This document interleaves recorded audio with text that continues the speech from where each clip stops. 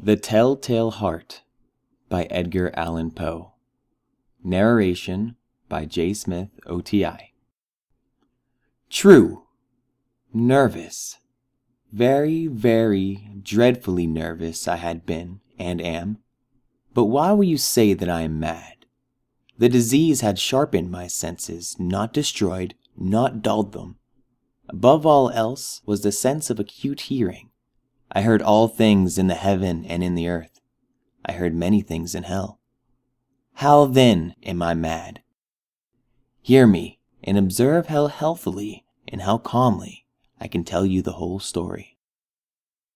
It is impossible to say how first the idea entered my brain, but once conceived, it haunted me day and night.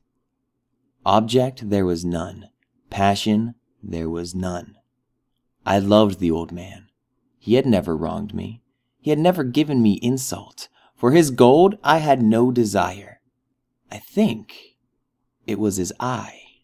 Yes, this was it. He had the eye of a vulture, a pale blue eye with a film over it. Whenever it fell upon me, my blood ran cold, and so by degrees. Very gradually, I made up my mind to take the life of the old man, and thus rid myself of the eye forever. Now this is the point. You fancy me mad. Madmen know nothing. But you should have seen me. You should have seen how wisely I proceeded, with what caution, with what foresight, with what dissimulation I went to work. I was never kinder to the old man than during the whole week before I killed him. And every night, about midnight, I turned the latch of his door and opened it, oh, so gently. And then, when I had made an opening sufficient for my head, I put in a dark lantern, all closed that no light shone out, and then I thrust in my head. Oh, you would have laughed to see how cunningly I thrust it in. I moved it slowly, very, very slowly, so that I might not disturb the old man's sleep. It took me an hour to place my whole head within the opening, so far that I could see him lay upon his bed. Ha! Would a madman have been so wise as this? And then, when my head was well in the room, I undid the lantern cautiously. Oh, so cautiously. Cautiously, for the hinges creaked. I undid it just so much that a single thin ray fell upon the vulture eye. And this I did for 7 long nights, every night, just at midnight. But I found the eye was always closed, and so it was impossible to do the work, for it was not the old man who vexed me, but his evil eye. And every morning, when the day broke, I went boldly into the chamber and spoke courageously to him, calling him by name in a hearty tone and inquiring how he had passed the night. So you see, he would have been a very profound old man indeed to suspect that every night, just at 12, I looked in upon him while he slept.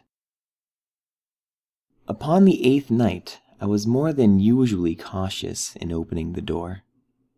A watch's minute hand moves more quickly than did mine. Never before that night had felt the extent of my own powers, of my sagacity. I could scarcely contain my feelings of triumph. To think that there I was, opening the door little by little, and he not even to dream of my secret deeds or thoughts.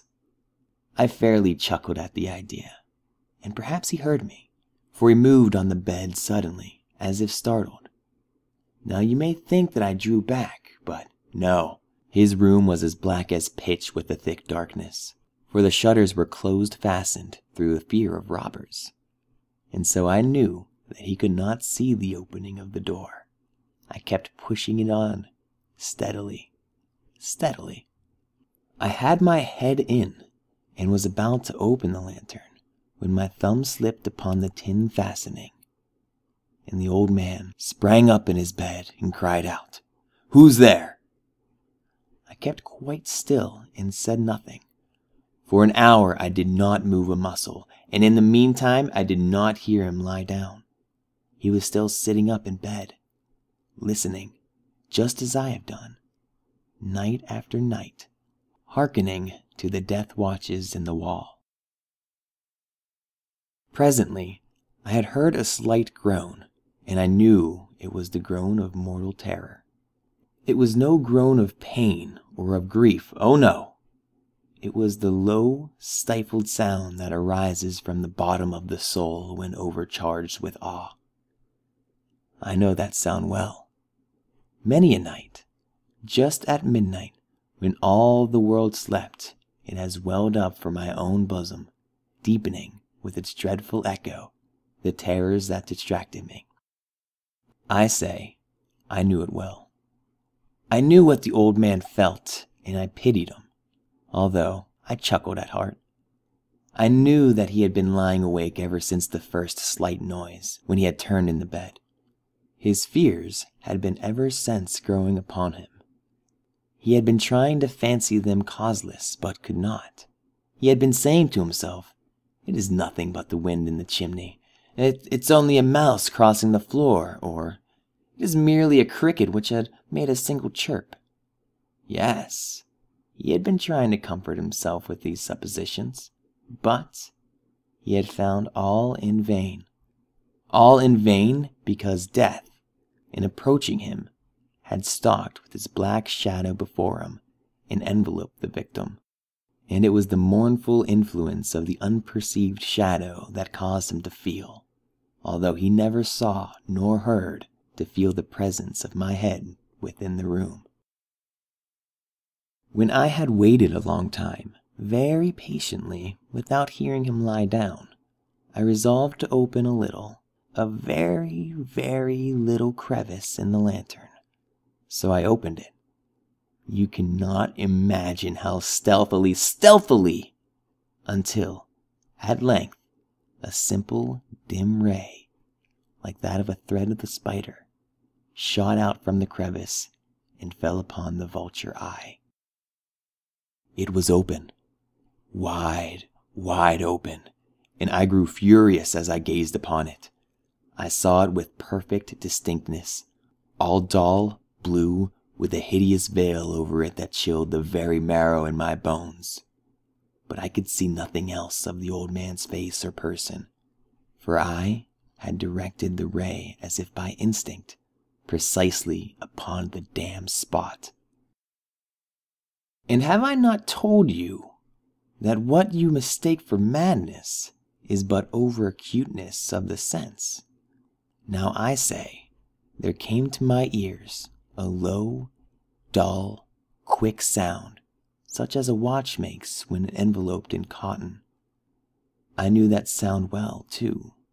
It was the beating of the old man's heart. It increased my fury, as the beating of a drum stimulates the soldier into courage. But even yet I refrained and kept still. I scarcely breathed. I held the lantern motionless. I tried how steadily I could maintain the ray upon the eye. Meantime, the hellish tattoo of the heart increased. It grew quicker and quicker, and louder every instant. The old man's terror must have been extreme. It grew louder, I say louder every moment. Do you mark me well? I have told you that I am nervous. So I am. And now, at the dead hour of the night, amid the dreadful silence of that old house, so strange a noise as this excited me to uncontrollable terror. Yet, for some minutes longer, I refrained and stood still, but the beating grew louder and louder. I thought the heart must burst. And now, a new anxiety seized me. The sound would be heard by a neighbor. The old man's hour had come. With a loud yell, I threw open the lantern and leaped into the room. He shrieked once only. In an instant, I dragged him to the floor and pulled the heavy bed over him, then smiled gaily to find the deed so far done. But for many minutes, the heart beat on with a muffled sound. This, however, did not vex me. It would not be heard through the wall. At length, it ceased, The old man was dead. I removed the bed and examined the corpse. Yes, he was stone dead. I placed my hand upon the heart and held it there for many minutes. There was no pulsation. He was stone dead. His eye would trouble me no more. If still you think me mad, you will think so no longer when I describe the wise precautions I took for the concealment of the body. The night waned, and I worked hastily, but in silence. First of all, I dismembered the corpse. I cut off the head and the arms and the legs. I then took up 3 planks from the flooring of the chamber and deposited all between the scantlings.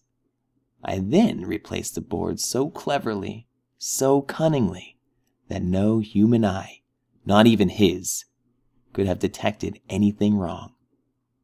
There was nothing to wash out, no stain of any kind, no blood spot whatsoever.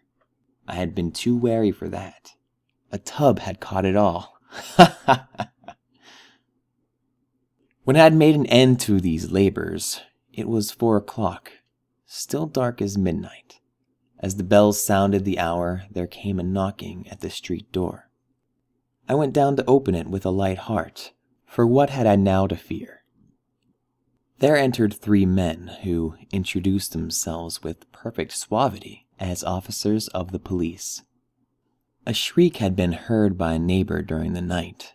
Suspicion of foul play had been aroused, and information had been lodged at the police office, and they, the officers, had been deputed to search the premises.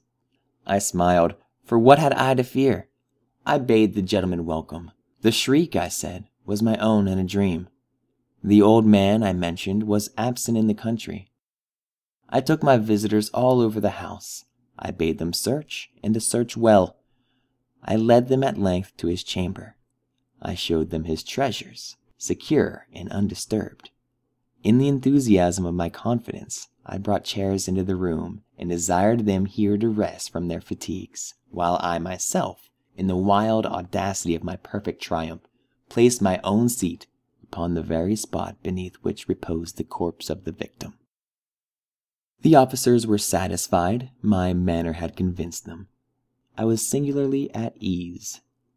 They sat, and while I answered cheerily, they chatted of familiar things, but ere long, I felt myself getting pale, and I wished them gone. My head ached. I had fancied a ringing in my ears, but still they sat and still chatted. The ringing had become more distinct. It continued and became more distinct. I talked more freely to get rid of the feeling, but it continued and gained definiteness, until at length I found that noise was not within my ears. No doubt I now grew very pale, but I talked more fluently and with a heightened voice. Yet the sound increased, and what could I do? It was a low, dull, quick sound, much such a sound that a watch makes when enveloped in cotton. I gasped for breath, and yet the officers heard it not. I talked more quickly, more vehemently, but the noise steadily increased. I arose and argued about trifles in a high key and no violent gesticulations, but the noise steadily increased. Why would they not be gone? I paced the floor to and fro with heavy strides, as if excited to fury by the observations of the men, but the noise steadily increased. Oh, God! What could I do? I foamed, I raved, I swore. I swung the chair upon which I had been sitting and grated upon the boards, but the noise arose over all and continually increased. It grew louder, louder and louder, and still the men chatted pleasantly and smiled. Was it possible they heard not? Almighty God! No, no. They heard. They suspected. They knew. They were making a mockery of my horror. This I thought, and this I think. But anything was better than this agony. Anything was more tolerable than this derision. I could bear these hypocritical smiles no longer. I felt that I must scream or die. And now, again, Hark! Louder! Louder! Louder and louder! Villains! I shrieked. Dissemble no more, I admit the deed. Tear up the planks, here, here. It is the beating of this hideous heart.